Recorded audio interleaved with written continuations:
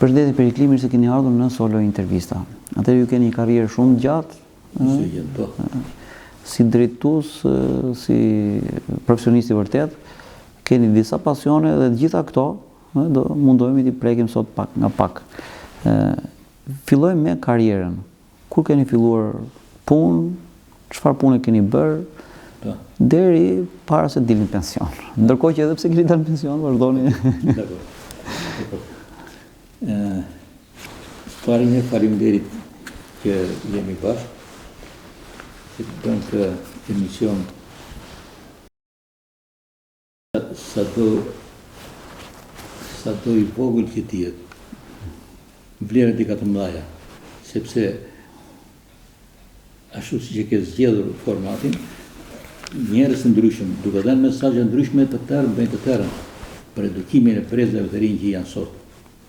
Unë kam mbaruar gjimnazin në Patos në vitin 1969. Kam patur një jetë disi të vështirë mbas mbarimit të gjimnazit, deri në atë kohë jeta më ka ecur shumë bukur. Kam qenë ndër nxënësit më të mirë të klasës, po ashtu rodhën ngjarjet dhe unë përkundova në brigadën e ndeceve në Pashariman. Me thënë drejtën dhe ti jem realist, brigada në ndeceve, apo shërbimi në ndeceve më ka pëlqyer në mënyrë spektakolare, të jashtëzakonshme. E të shorova në ndeceve sapo e pash nga larg, jo ku vetë brenda, po sapo e pash nga larg. Atëherë këtu kemi një punim të Pashalimanit. Mund të tregosh çik publikut? Është gëdhëndje në? Këtë punë e kam bërë në kuadrat e 100 vjetorit të flotës luftarake edhe 67 vjetorit brigadës së nëndeceve. Dhe ja dedikoj një komandanti legjendar të nëndeceve, Jak Gjergji Mandreja, madje po ta bashkëri këtu kam të shkruar, lavdia të ndjek pas komandant Jak Gjergji Mandreja, sepse kur ikën sovjetikët, edhe shkruar këtu poshtë, kur ikën sovjetikët, thanë që shqiptarët do mbyllën sapo dalin det. Ku mbështeten ata që thanë këtë? Ata kishin çpuar cisternën e rezervat karburantit me trapo, dhe kur dilin shqiptarët det do mbyllësh me ujë, do mbyllin në ndecë. Ky Jak Gjergji e gjeti u fut në cisternë ose e çoi në nuhati. Intuita, shkoi dhe i gjeti këto vërimet që kishin bërë ata, u dha me njëherë komanda të mbushën, u kontrolluan komplet në ndesë totalisht, u gjetën defekte të tjera që ishin shkaktuar nga rusët, edhe në brigadën ndesë luftoi 40 vjet në det, mbi ujë edhe në ujë, në Adriatik, në Jon, në Mesdhe. Sa vjet shërbeve në ndecë? 3 vjet. Në ushtrinë? Afërsisht 3 vjet, se as 3 vjet si bëra unë se ika pastaj. Nëse punë tjetër. Po kjo histori e kësaj, pyes për kuriozitet tash, që ta ditë publiku, është e vërtet kjo histori në ndecës 105, siç e kemi parë në film apo? Po. Është e vërtet. Unë kam shkruar një roman. Njëri nga janë dy romane që kam shkruar. Njëri është Kënga e Detit, edhe njëri veçanërisht njëri Balozi. Balozi është direkt për atë nëndecë, dhe me një ngjarje tepër të rëndësishme, jetike për bazën e Pashalimanit. Jetike. Kjo dihet edhe historikisht, ka dalë edhe në ato materialet e dokumentet, propagandistike, politike të asaj kohe, po në fund me fjalë doli me sukses. Forcat tona në ujse, të atij niveli teknologjik që kishin, se ishin këto janë ndese të prodhuara në vitet 55-57. To që kishim neve. Por për misionin që kishim neve, për atë psikologjinë e luftës popullore që kishim neve, tonë ndese ishin shumë efektive, shumë efikase. Ishin për mos thënë të mrekullueshme për atë kohë. Asnjëherë ne s'munde dhe nuk mundemi dot kurrë që të dalim ballë për ballë të luftojmë me tjetrin në front. S'kemi forcë. Po, aq që kemi fuqinë. Por me luftë partizane që mendohej të bëhej, tonë ndese ishin guerilje që mos ishin vendimtare, se nuk lëvizte. Hynte atje ku kishte pikën e saj strategjike, edhe atje rrinte. Nëse do të kalonte kryqëzoi përpara, do godiste. Mos marrë vesh fare se nga erdhi. Po. Fjalë ishin shumë efektiv, shumë efikaz. Edhe ushtarakët, që të gjithë ishin përgatitur në Bashkimin Sovjetik, në atë kohë, ushtarakët vërtet ishin kuadrot të Zot, që kishin dalë për Zot kësaj arme të rëndësishme. Dhe unë këtë armë e kam dashuar të merësisht. Nëse unë nuk do të kisha ikur para kohe nga Pashalimani, se unë kam ikur ngushtë në kohë të tjerë liroheshin në dorë, me shumë kënaqësi do rrija atij oficer në ndes. E kisha jashtëzakonisht, madje shumë njerëz Sabina thonë si ka mundësi. Më pëlqen vëlla, më pëlqen shumë. Më dha një afeksion sapo vajta edhe e zotrova në ndesën si armë e zotrova në mënyrën më të mirë të mundshme. Çfarë ekipazhi kishte? Sa ishte ekipazhi kësaj nëndecës?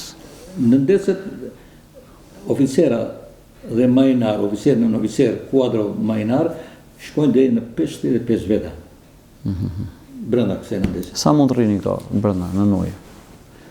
Pa furnizime, karburant. Autonomi quhet kjo. Po. Autonomi lundrimi 1 muaj.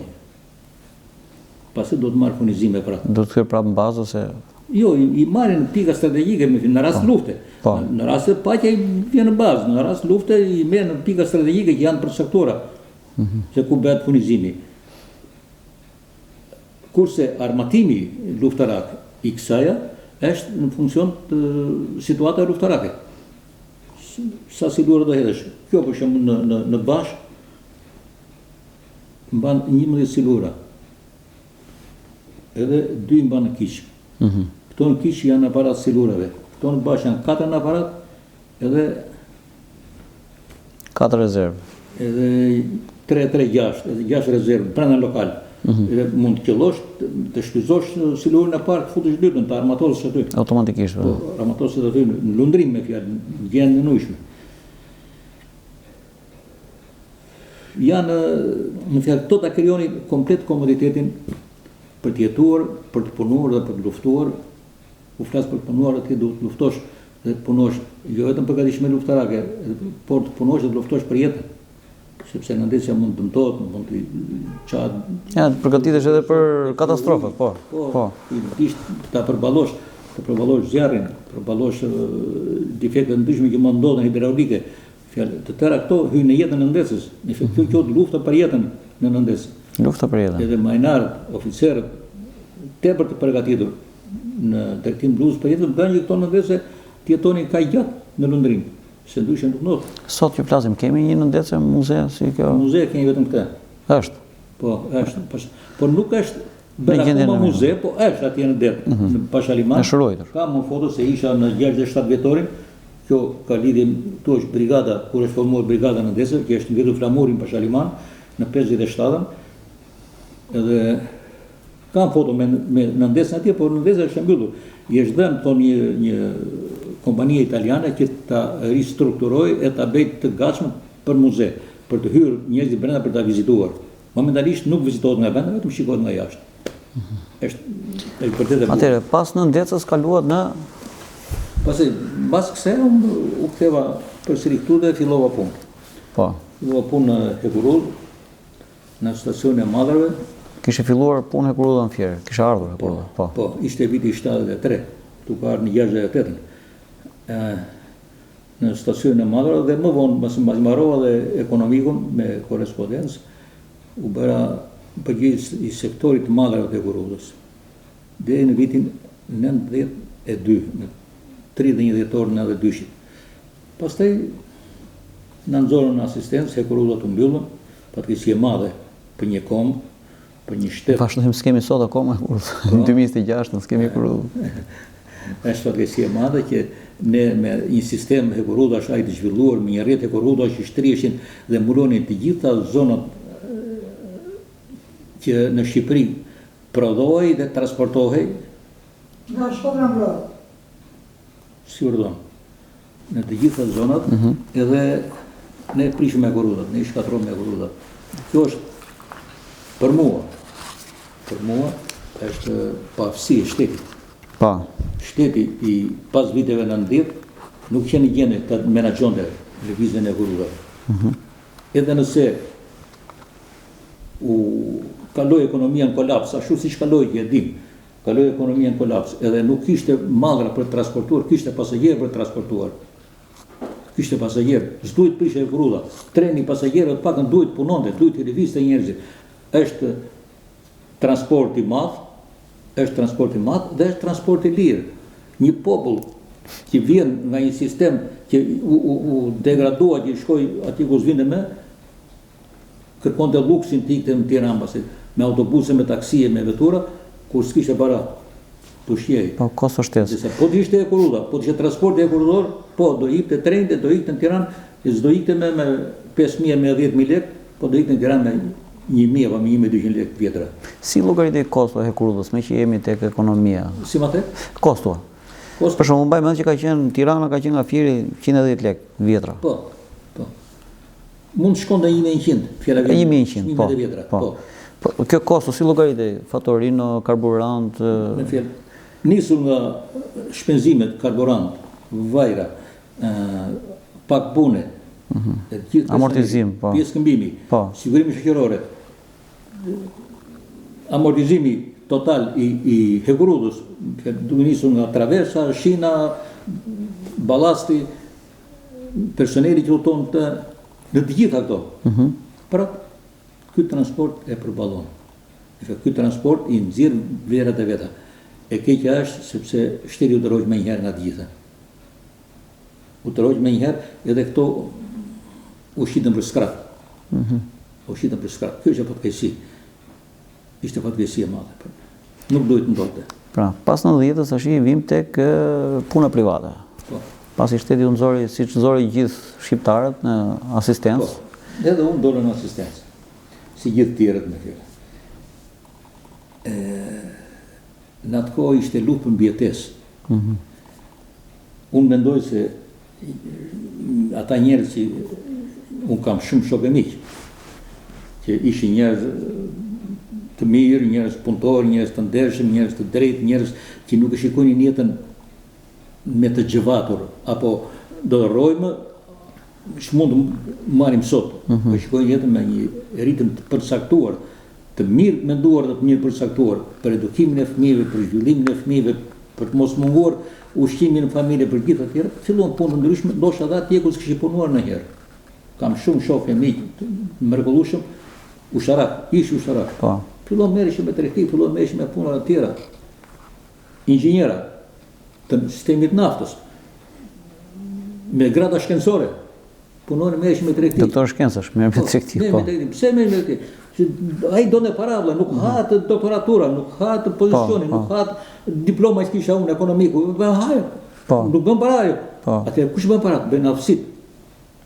Njeriu do t'i bëjë gishtin kokës edhe të mendoj ç'do bëjmë tani. Do dorëzohem, do shtoj dorën në rrugë. Apo do punoj që t'u shkej familjen, mbaj fëmijë. Edhe si të gjithë tjerët edhe unë natyrisht në jetë ndonjëherë për mos thënë gjithmonë, por ndonjëherë njeriu ka nevojë për një dorë që ta ngrejë. Edhe kur është i vogël fëmia ka nevojë për atë dorën, po edhe kur rritet, edhe kur është burr që ka familje mbrapa, ka nevojë për një dorë, ka nevojë për një shok, ka nevojë për një mik, që t'i bëjë një ofertë, t'i bëjë një gjanam ta pranoj kur ky të thotë, "Ore, a më merr dhe mua të punoj me ty?" Pa patur mendimin se çfarë puna do bëj. Po. Unë fillova punë në një punë që as e kisha idenë se si ishte fillimisht. Më çon përgjegjës zgurore. S'u kisha idenë fare që zgurore. Absolutisht fare. Po vajta, ç'do bëj? Vajta. Ti po, duke vajtur aty, duke patur dëshirën e mirë që të përparoj këtu në këtë drejtim. Domethënë, unë të krijoj një bagazh të tillë njohjesh, njohurish, që të përparoj që nesër, nëse ky do ta mbylli për një arsye apo për një tjetër të tillë, unë shkoj tek tjetri, domethënë të tjetrit më thot mua, hajde me mua, sepse e shikon ç'punë bëjmë këtu. Edhe kjo punë në radh pa fillon si kudo me fjalë fillon me ndershmërinë. Nëse pranon të bësh një punë tek një tjetër individ privat, kushdo qoftë ky subjekt, duhet me qenë i ndershëm si njeri. Nëse jo të vesh atje me idenë që se unë fare mirë, unë isha ekonomist, edhe bëja llogarinë, pak para folëm për kostën e kurudhës, edhe unë bëja llogarinë, sa shpenzonte ai dhe sa fitonte. Po. Në atë kohë, me fjalë, unë atje nxirja metrin kub inert me 5 lekë të reja. 54 lekë të reja maksimumi. Që i binde, po thuaj falur. Një plasje masive që bëja unë atje, prodhonte 20.000 metër kub, 30.000 metër kub inerte. Shpenzimit ishin relativisht shumë të vogla. Po mos më hynën punë kjo, ma më hynën paka i njepta i mua. Ato t'i kisha hallë, ishe tjetër. E unë nuk mendoj që atjet atë Davidja. Të përvesoja unë sa që s'më takonte. Unë merë atë që më takonte mua. Edhe duke krijuar këtë imazh që ky filani është njëri punëtor, është njëri ndershëm, është kështu, është ashtu, të gjithë edhe këtu, me fjalë, ishte hapi i parë imi, që kur ky, që isha unë, pati një lëkundje në drejtim të biznesit tij dhe u vu në vështirësi, mua më kërkoi salari më njëherë. Dhe unë ika me salarin drejtor në Fushkruj. Isha Koxhamir atje. Punova gati 3-4 vjet. Pastaj ika unë. Më tha ik. Po ika unë se s'më bëhe mirë se isha lartë. Familja në fjerë. Kruja ishte këtu, s'përballohesh dot, edhe ika unë. Ika që atje, edhe fillova punë këtu në Fier, në një kompani private prap isha drejtuese edhe këtu. Çuditërisht më erdhi një numër telefoni dhe më bëni një ofertë për një konkurs në Tiranë. U habita, është ne, kush është ky? S'kishte emër ai që më ftonte. Ne do interesova, vajta në konkurs. Ishte një konkurs për drejtor firme. Ai që bënte konkursin ishte një djalë nga Shkodra. Ishin 3 kandidatura, unë dhe 2 tjerë. Njeri ishte inxhinier miniere, njeri ishte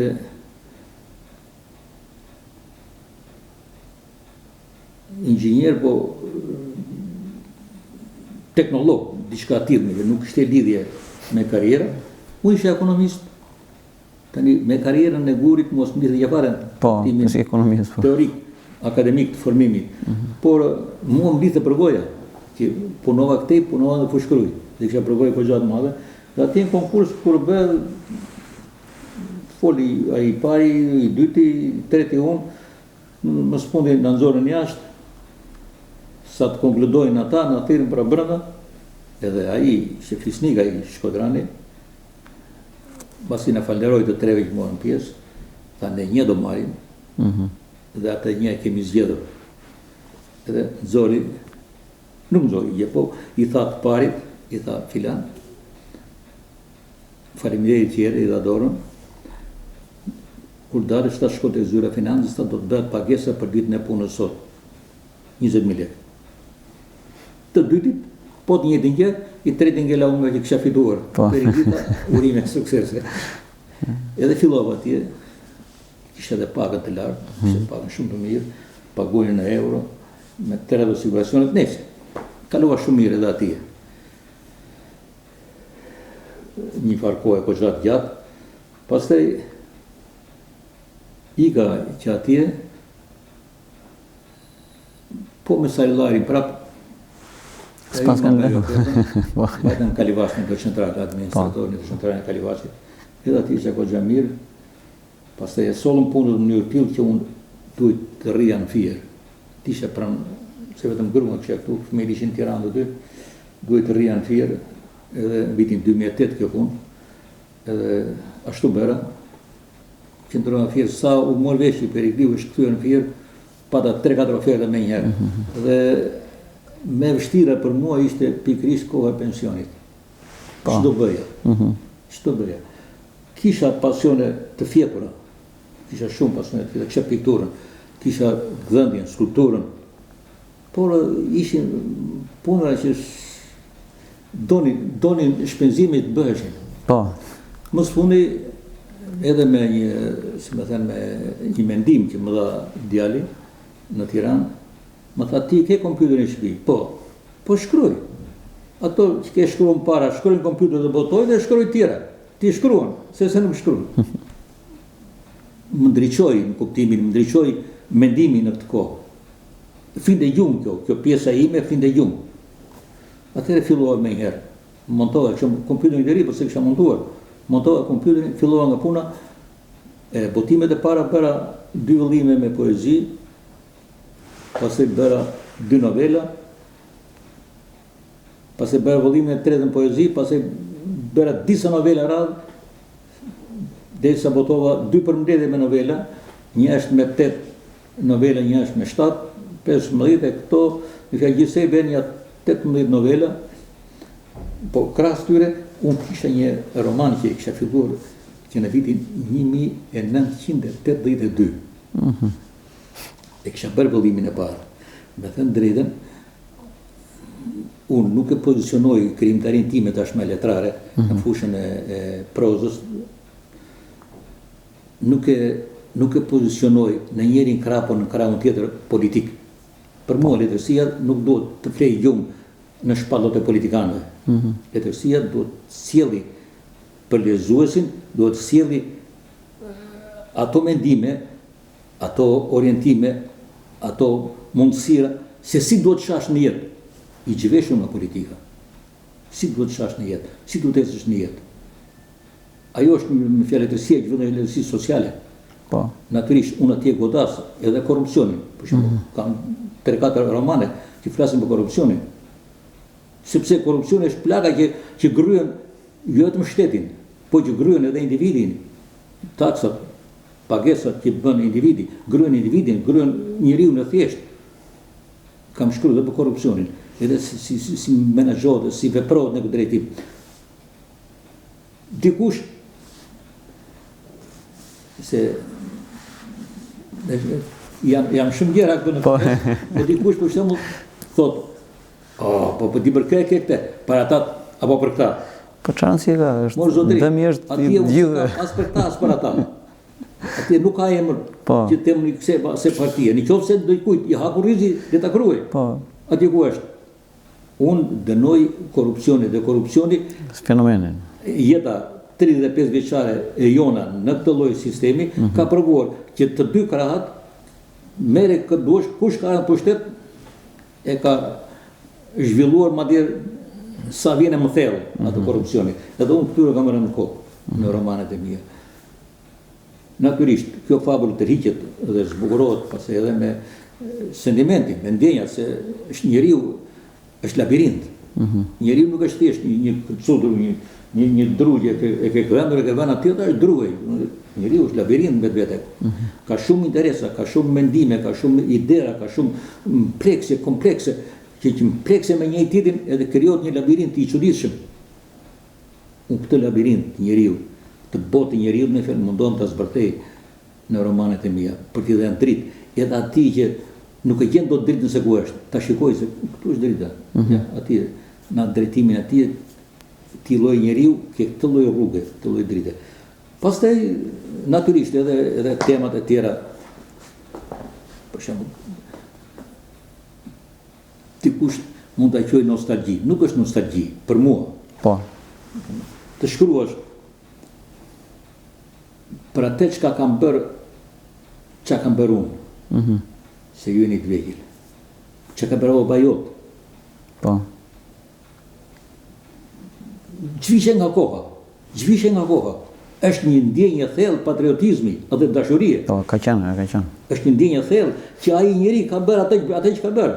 Ai ka qenë ushtarak. Po, se ka bërë rregull. Ka ndenjur atje dhe ka vigjiluar atje dhe ka bërë detyrat nga më të rëndësishmet për kohën, që sot ata i si njohin i majna për këmbë. E quajnë se, mase, çka keni bërë ju? Jo, çka keni bërë ju, se s'ka qenë kjo situatë. Ose më mirë. Sot është ekstremi, është tjetër, praktikisë vendi. Situata që është sot në fakt e që ka kërcënuar, po situata para 3-4 vjetësh. Nuk ka qenë kjo situatë më para.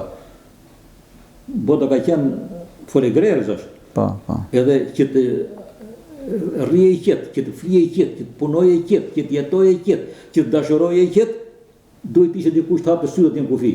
Po. E të vigjilonte dikush atje me ushtarët atje në kufi, apo ku do të ishte ata ushtarë, në gatishmëri ushtarake, apo në baterin kundërore, apo në brigadën e ndeseve, apo në këmbësori, apo ku do të ishte. Duhet të kishte njerëz që të ishin zgjuar se po populli ka fabula shumë për këtë punë, po qëse këtë gjumë vjen armiku ta fut kokën. Identike për shembull kujtojnë në Vietnam, luftën e Vietnamit në atë kohë. Vietnami u bë poligon armësh, veçanërisht kimise bakteriologjike. I vinin në gjumë ushtarët e Vietnamit, i vinin në therrin amerikan. Po. Me ato armë kimike. Prandaj duhet vigjilencë, duhet qëndruar në këmbë. Edhe kanë qëndruar në këmbë, edhe kemi qëndruar në këmbë. Edhe kur ka dalë ai romani i parë i thashë, ai është një roman që shtrihet gjatë në kohë. Fillon jeta e personazheve në 67-ën edhe mbaron në 94-ën. Se si zhvillohen, se si rriten, se si zhvillohen këta njerëz, se si transformohen mendërisht këta njerëz, se si transformohen këta njerëz kur transformohet sistemi në Shqipëri. Po esenca e tij është kush e pragin e na armiqsoj me njëri tjetrin. S'duhet të ndodhte. Lufta e klasave nuk duhet të ndodhte. Lufta e klasave ishte një mallkim, një ngërç gjenetik që ne shqiptarët nuk e dim se nga na mbiu dhe e kishin brenda për brenda. Nëse dikushi për një arsye apo për një tjetër ishte kundër apo u dënua nga sistemi asaj kohe, pse duhet ta vonte i biri, pse duhet ta vonte i nipi, pse duhet ta vonte kushuriri, pse duhet ta vonte i Petri Dematan? Pse? Me janë shumë pse. Me fjalë, nëse flasim që ne duhet të bashkojmë njerëzit për të qenë të fortë së përpara, ne kështu i përçanim njerëzit. Ne kështu e armiqsuam njerëz me njëri tjetrin. Po. Kurse kur doli romani tjetër, që nga detit, dikush më tha, është nostalgjik. Pse është nostalgjik? Po dhe është ndaluar nostalgjia. Por edhe atë po ta lexosh, edhe aty është kjo plaga e luftës klasave. Po. Edhe aty është kjo plaga e luftës klasave. Atëherë pse që nga nostalgjik? Por në fundit, nëse tregojmë, po dhe mund të jetë nostalgjik. Nëse tregojmë atë që shkoi me të mirët dhe të ligat e saj, nuk është për të paragjykuar për keq. Ky roman i Balozi që thash, që ka lidhje pikërisht me këtë ndesën 105 është një roman shumë i bukur, në vërtet shumë i bukur. Unë e kam përvëruar të në komandën e forcës detare në Durrës, është shumë i bukur, është shumë interesant. Dikush më tha, ma tha se si roman të realizmit socialist, i thashën jo, ke gabi. Por realizmi socialist është heroj, njeriu i ri, këto. I thashën jo, thashën e ke gabim. Ky nuk është roman i realizmit socialist në kuptimin që e merr ti thash, sepse tu nuk i shkruhet gjikundi, nuk dhe gjikundi partia, apo kjo apo ajo, fare gjikundi. To del jeta e partia, oficerëve, marinarëve, brigadës ndesëve, sakrificat që ata bën në emër detyrës. Gjatë partisë. Dhe detyra është në emër të atdheu. Po. Është në emër të atdheu. Ata kishin vendosur, ishin betuar. Besha e betimi betohen para flamurit, ishte betim solem.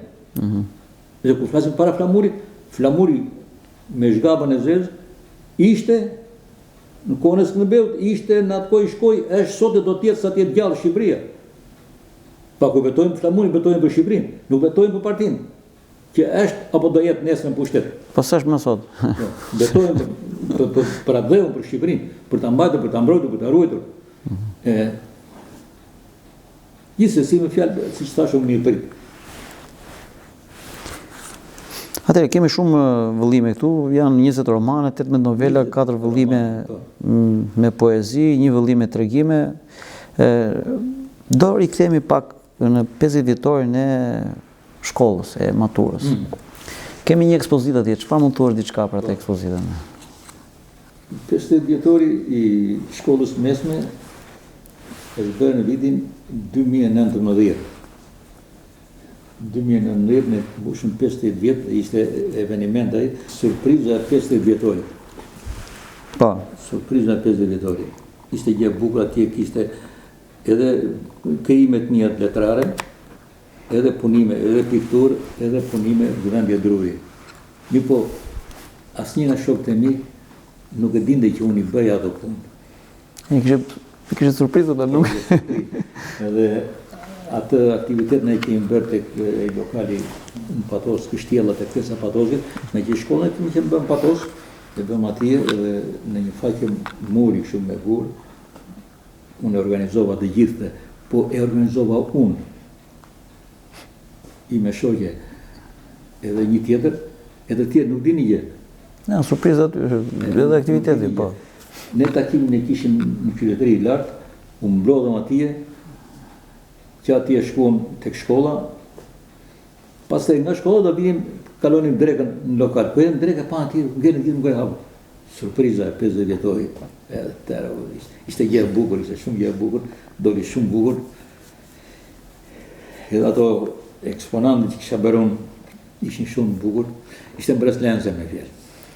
Po, gëdhëndje nga e keni kështu si pasion, nga ka lindur? Jo, unë qoftë letërsin, qoftë gëdhëndjen, qoftë pikturën, i kam pasionet vjetëra. Me poezi jam marrë shumë shpejt. Poezi kam shkruar jashtëzakonisht shumë, bum, me fjalë, kur jam lidhur me Zhanetën. Ja kam pushtuar Zhanetës. Ishte vajza që më fitoi zemrën, edhe sikur plotësoj atë gjysmën time që më mungonte si njeri. E njeriu që tjetë njeri, do tjetë veti dytë, jo vetëm. Po. Dhe i vetëm, tjetë veti dytë. Edhe ky njeriu, veti dytë, që bashkohet për plotësori njeri, zgjidhet tjetë më mirë se vetja. Me fjalë, zgjidhet atë që të mungon tyja. Jo atë që ke, se atë që ke e keti. Po zgjidhet atë që nuk ke. Dhe atë që nuk ke, me fjalë atë më të mirën që nuk ke, mi plotësoi Zhaneta, ishte fat, ishte dhurat nga Zoti, edhe unë jam i lumtur që e kam sot e kësaj dite dhe i jemi pranë njëri tjetrit me gjithë dashurinë, sikur kemi qenë dikur, si të rinj. Natyrisht, me fjalë dashuria bëhet më e bukur, bëhet më ëmbël, kur vini në moshën tonë ta kuptoni, bëhet më ëmbël, bëhet më mirë kuptuese. Dashuria rritet, e në proporcion të shdrejt, pasioni zvoglohet. Se gjithçka lidhet me... Po është vërtet, kam shkuar për Zhanetën shumë atëherë, pastaj gëdhëndjen e drujt, unë e kam nisur fillimisht shumë shpejt, isha i vogël, ndoshta nga vitet 59, bëja në atë kohë beshin këto kanalizimet në bujqësi, beshin kanalet edhe në atë shpatin e kanalit, unë gëdhëndja, me fjalë gëdhëndja, basorelieve, si që ishte koha atëre, mbi ngarkuar me partizan tanë të lavdishëm, heroik e tjera, edhe unë gëdhëndja basorelieve, partizan, përshëm në luft, me pushk, duke luftuar, duke sulmuar, duke u përleshur me një tjetrin, me gjëra të tilla të bukura. Kështu për të... Ishte një fik i vjetër, që kishte rënë në tokë, edhe ai kishte ato korat e fikut. Ato korat e fikut në brenda ishin të bardha. Edhe unë i merr ato korat e fikut, i prisja edhe i pikturoja. Edhe bëheshin gjëra të bukura si kartolina, sa aq masishe, si masi e kartolinës në 14. Si masi e kartolinës. Edhe bëhej si kartolina. Ishte gjë shumë e bukur. Edhe kështu me fjalë pasionet. Dorë, me fjalë të veçantë në krehen e këtij pasioni tim, kanë dhënë dy njerëz. Fillimisht, i ndjeri Edmond Çanole, më ka dhënë vizatimin kur isha në shkollë, isha në shtabeshare, edhe ai kishte, më fjalë në sop letër e kishte një vizatim. Edhe më thoshte, më perikli merri tani dhe bëhe me shkumë në Drazez. Edhe unë e meri atë i bënd ai dhe bëhe me shkumë në Drazez, të madhe. Ai kishte të vogël dhe bëhe të madhe. Pasi të tërë shok dhe shojë dhe klasës, vizatojnë dhe i bëhe perikli këtu. Jam thoshte mua, më ngritë gjithmonë, më thoshte, ushtroje profesionin, se ti ke talent, po ushtroje profesionin. Ushtroje. Edhe rol vendimtar, pasi ka luajtur Gjej Toska, ka shtifë në Amerikë. Po, kemi marrë dhe Gjergjin, po, është... Profesor, po, e ke marrë, e kam marrë. Është Gjergjin. Profesor Gjergji, edhe ai më donte shumë. Në atë kohë në gjimnaz bënim stereometrin. si lend. Stereometria është lend e matematikës, ose mirë geometrisë, që zhvillon tek nxënësi atë 3D-shin që themi ne sot. Po, tridimensionali, po. Tridimensional. Lart, po. Ta shikosh detalin në mënyrë tridimensionale me tru. Edhe unë bëja shumë lehtë. E më më perikrit, ti ke prije për të bërë skulptor. E kap shumë mirë, me fjalë, e koncepton detalin. Edhe me fjalë, në një farë maze më bëjë çik edhe qefi me thënë drejtën, edhe e ushtroja çik më shumë. Pastaj veçanërisht, se edhe më përpara punoja. Për shembull, kur ishte djali i vogël, unë çfarë nuk bëja, organizoja lojra nga më të ndryshme për atë, jagdhëndja me dru. Po, që të bëjë interesante. Jagdhëndja me dru. Ose një kal, që sot atë kalin e blen plastik, që gjashtu që me shinj. Po, që tundet, po. Juli e kishte që kur ishte 2 vjeç. Oho. Edhe ishte ta me më kal, me kokali, me të gjitha, edhe me lele kali. Po. Me flok, me fjetë. Ishte shumë i bukur. Ose tjera. Organizoja për shembull me parafin. Organizoja një, duke i vend letër me ngjyrë poshtë, blu, parafina shkri lart e dite si det ajo. Edhe organizoja shtëpi, pemë, kështu ana saj, edhe krijosh një tip oazi. Shumë i bukur. Edhe e mbante zonja e shtëpisë, në atë kohë e mbante në cep, kështu në cep muri, një llamba se e shkëlqente atje duke gjerrall, dhe ishte gjerrall. Se tëra ato që kam dhe këtu, për shembull sot, kam shumë gjëra aty që janë gjëra unike. Po pse? Po sepse nuk është që unë kam kopjuar dikë tjetër. Po kam për vetëm atë, kam krijuar vetë, po. Sa i im, qoftë ja se kohë, qoftë ky se kohë. Kam për shembull aty ka një boshkë. Një ari duke e rënë tumpanës. E kam për Julin, los të Juli. E kam akoma aty. Ka një vogël. Po është i veçantë. Pedruri. Është i veçantë. Domethënë, kështu kam marrë duke i zhvilluar këto gjëra. Pastaj, në kohën që dola në pension, unë shkroj një roman e nxjerr maksimumi për 2 muaj. E shkoj direkt në kompjuter, nuk e shkoj me laps. Për 2 muaj. Pastaj, për të bërë pushim, gdhem në një gjë. Shplodhem edhe menderisht edhe fizikisht shplodhem. Edhe gdhem në një gjë. Çfarë mund të jetë, çfarë mund të krijojë ideja? Edhe hap filanit. Kush e pëlqen? O sa gjë e bukur. Merë, halal da kesh. E dhuroj. Ja kështu dhe vazhdoj atë pasion edhe sot. Që flasim madje tani edhe që nga mosha kështu edhe që nga ana gjenetike e kam unë se edhe i matë kështu ka qenë që ku më dritë që dora kur punoj. Mirë po, më thoni, që bëna ba të dritë dora? E pas më dritët kur e qëllon. Atëre, jemi pothuajse në fund bisedës. Çfarë mesazhi ka Perikliu për publikun? Jo, për mua libri është thesar, libri është i veçantë. Libri sikur tjetë i nivelit të ullët, jo i nivelit mesme apo të lartë, po dhe i nivelit ullë, libri ja vlen të rezosh. Do më thënë, populli jonë ka një shprehje, është filozofike, e thotë, edhe nga budallaj kesha mëson, edhe nga i mëson diçka. Prandaj njeriu duhet ta njohë dhe atë lloj të menduari, dhe atë lloj të veprojë që ka i njeriu që ne themi budalla. Do përshtatet, do sillet. Po. Kurse romani pasqyron është një dritare, për nga të shikon një pjesë të botës ashtu si e ka parë autori, me sytë e autorit, por të atje gjen një përvojë të madhe të jetës, të 1, 2, 3 apo 10 personazheve që lëvizin atë roman. Sot faktikisht njerëzit merren me celularin. Celulari natyrisht është gjë e mirë, arritje e fundit teknologjike e tjera. Edhe mund të lexosh edhe romane këtu në këtë. Por nuk është ai afeksion. Aroma e librit ti jep jetë, të ushqen mendjen. Ti marrësh aromë libri. Jo më të lexosh. Filmi është gjë shumë e bukur, por kur nuk është i romani. Të lexosh të njëjtin roman, që është bërë dhe film, është shumë larg njëri tjetrit.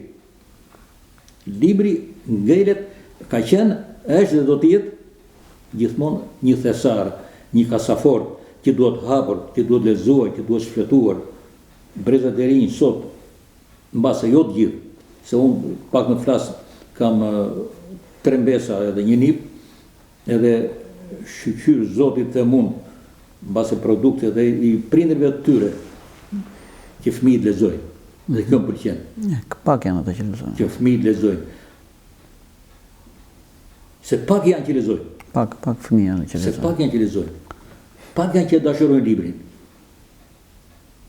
Por libri për mua është edhe mendoj, edhe e them shpesh, dhe e them kudo, që me jepet mundësia dhe rasti, veçanërisht në këto promovime që bëjmë e tjera. Mos u largoni nga libri. Kam dhënë aty një skulptur të vogël, bocet, e Zopi. Edhe i kam bërë një të shkruar, e kam thënë unë atë, po unë kam vësur ka thënë e Zopi. Po. E Zopi thot. Mençuria është e libri. Lexoni. Se atje gjen mençurinë, atje gjen me fjalët e tua. Ti ta thotë tjetër se si zgjidhet ky problem i jetës, se si duhet të ecë në jetë. Njeriu mund të ecë në forma nga më të ndryshme. Luma i ditë si drejt. Luma i ditë si drejt. Edhe këtë e gjen, këtë filozofi e gjen në libër, e gjen të shkruar në libër, që nuk vdes kur, që e ke aty, që nuk vdes kur. Unë aty kam libra të viteve 60, kur kam qenë vetë në Xenës. I kam akoma. Se kam një librerie, biblioteka aty, biblioteka në Temada. Që në vitet 60. Se kam dashuruar librin. Në atë kohë një libri ishte 5 lekë. Edhe unë i lupesh aty mjetë me 5 lekë që të blija një libri. Qajat mjetë me 5 lekë që të blija një libër. Pa i thoshim, po ti 5 lekë meri, blin kulaçe euror, që do librin ti? Jo, dua librin, dua kulaçe. Edhe blija librin 5 lekë. Sa ishte në atë kohë. Libri është thesare dhe luma i që e kupton dhe luma i që e ndjek, që nuk ndahet prej tij. E kjo që është sot bibliotekat publike që i quajmë neve, që kemi në qytete, nuk bëjmë punë masive me njerëz. Edukative. Nuk bëjmë punë masive. Edhe nëse bëjnë një aktivitet, që bëjnë aktivitete, këto kanë ngelur të bëhet aktiviteti, edhe janë nxënësit e një shkolle që vinë aty recitojnë 2-3 vjersha edhe kaq. Jo, nuk është ky aktiviteti. Biblioteka duhet të shkojnë në masivizimin e punës me librin. Deri tek ai miku libri që bënim dikur. Nuk janë ato struktura. Deri tek ai miku libri. Kush lexon më shumë? A mund t'i japësh edhe një stimul të njeriu? Po, jep një stimul. Më thoj mua, unë jam shkrimtar sot, shkruaj. Po, më thoj mua Perilim duhet një roman, sepse do bëj një aktivitet e do e bëj dhuratë. Aty më të mirë do t'ja bëj dhuratë atë romanin. Por do ja bën pa lek. Siç i kam dhënë, ajo ka romanet e mia atje. Siç i kam dhënë, pa lek i kam dhënë. Se s'tjep një lek. Po. Por unë jam gati t'ja prap. Nëse ti bën një aktivitet dhe jap atij nxënësit, atij djalit apo se vajzës që ka lexuar më shumë, që lexon më shumë, që e dashuron librin, po urdhërohet ke halal merr një libër pa lek. Po. Atëherë ju falenderoj për bisedën dhe ju uroj jetë sa më të gjatë dhe suksese në vazhdimin e krimtarisë. Ishte kënaqësi. Faleminderit. Faleminderit.